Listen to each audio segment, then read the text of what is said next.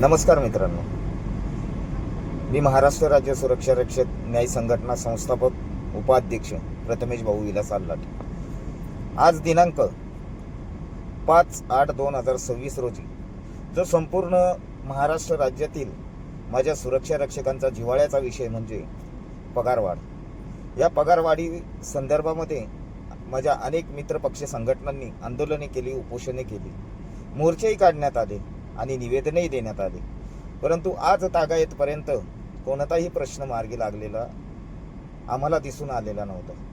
त्या अनुषंगाने महाराष्ट्र राज्य सुरक्षा रक्षक न्याय संघटनेच्या अध्यक्षा सौ अश्विनीताई अनिल सोनावणे मॅडम यांच्या उपस्थितीत नेतृत्वाखाली न्याय संघटनेचे माझे सर्व पदाधिकारी यांच्या समवेत मंत्रालय मुंबई येथे महाराष्ट्र राज्य कामगार प्रधान सचिव IAS कुंदन मॅडम यांच्याशी न्याय संघटनेच्या वतीने निवेदन देऊन चर्चा करण्यात आली. त्या बैठकीमध्ये महाराष्ट्र राज्याचे आयुक्त कुमोद साहेब, त्याचप्रमाणे महाराष्ट्र राज्य कामगार उपायुक्त कापडणी साहेब हे उपस्थित होते.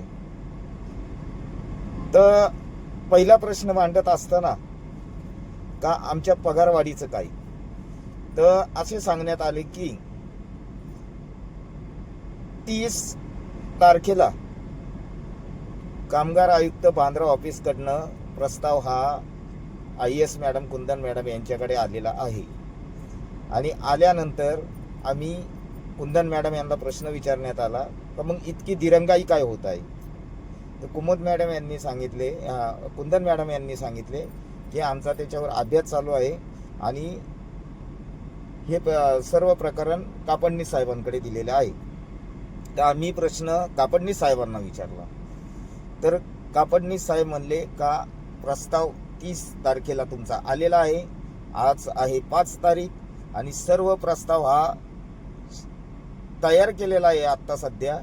आणि त्यांनी वरच्यावर तो प्रस्ताव कॉम्प्युटरला त्यांच्या होता, तो त्यांनी आम्हाला दाखवलाय वरच्यावर आणि तो आम्ही पाहिलाय. त्यामुळे एक शाश्वती वाटते की लवकरात लवकर पगारवाढ होईल. मग आम्ही त्यांना प्रश्न विचारला की किती दिवसामध्ये हे पगारवाढ होईल. तर त्यांनी सांगितलं येत्या 2 दिवसामध्ये आम्ही अभ्यास करू आणि त्यानंतर जो पगाराचा प्रस्ताव आहे तो कुंदन मॅडमकडे जाईल, कुंदन मॅडमची स्वाक्षरी होईल आणि त्यानंतर ते कामगार मंत्र्यांकडे स्वाक्षरीला जाईल. तर त्यानंतर आम्ही प्रश्न विचारला कापडणी साहेबांना तर हे किती दिवसामध्ये होईल. तर मित्रांनो, एक आनंदाची चांगली बातमी आहे की येत्या 5 ते 6 दिवसामध्ये आपली पगारवाढ जाहीर होईल. कारण हे उद्याही होऊ शकलं असतं, परंतु कामगार मंत्री हे दौऱ्यावर असल्यामुळं ते होऊ शकलं नाही. ही एक आपल्यासाठी आनंदाची बातमी आहे. कामगार मंत्री आले की त्यांच्यासमोर तो प्रस्ताव सादर होईल आणि त्यानंतर हा प्रस्तावाला मंजुरी मिळेल आणि सर्व सुरक्षा रक्षकांची पगारवाढ ही होईल. परंतु आम्ही ह्याच गोष्टीवर थांबलेलो नाही.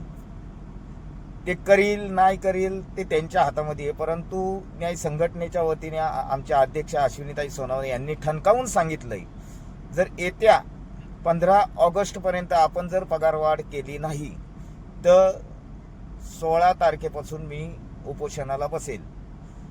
कारण आपणास जेव्हा मी उपोषणाला बसणार आहे तुम्हाला तारीख वार वेळ कळवण्यात येईल. तर अधिकारी वर्गांनी सांगितलेलं आहे की ही वेळ येणार नाहीये, त्या आतमध्येच आपली पगारवाढ होऊन जाईल. परंतु आम्ही त्यांच्या भरोशावर न राहता आपल्या उपोषणाकडे लक्ष केंद्रित करून नक्कीच आपण पुढची दिशा ठरवणार आहोत. माझ्या सर्व सुरक्षा रक्षकांना एकच सांगू इच्छितो की आपण यांनी जर पगारवाढ केली नाही 15 तारखेपर्यंत तर पुढे न्याय संघटना ही उपोषणाचा हत्यार उपसणार आहे. माझ्या महाराष्ट्रातील सर्व सुरक्षा रक्षकांनी त्या आझाद मैदानावर उपस्थित राहायचे आणि जाता जाता एकच सांगायचं की फक्त 3च जिल्ह्यांचा प्रस्ताव आलेला आहे. तो म्हणजे एक पुणे जिल्हा सुरक्षा रक्षक मंडळ, दुसरं बृहमुंबई ठाणे जिल्हा सुरक्षा रक्षक मंडळ, तिसरं नागपूर जिल्हा सुरक्षा रक्षक मंडळ. या 3च मंडळांचा प्रस्ताव आलेला असून आत्ता सध्या तरी या 3 मंडळांची पगारवाढ होऊ शकते. नाही झाली तर न्याय संघटना तर आहेच तुमच्या पाठीशी. आम्ही आता शांत बसणार नाही आहोत. तुम्हा सर्वांना माहिती आहे, जेव्हा जेव्हा अश्विनीताई मैदानात उतरतात तेव्हा तेव्हा काहीतरी घेऊनच बाहेर पडत असतात. तुम्हाला वाटत असेल आम्ही शांत असेल, पण नक्की शांत आम्ही बसणार नाही. तुमच्या पाठीशीच उभे राहणार. जय हिंद, जय महाराष्ट्र.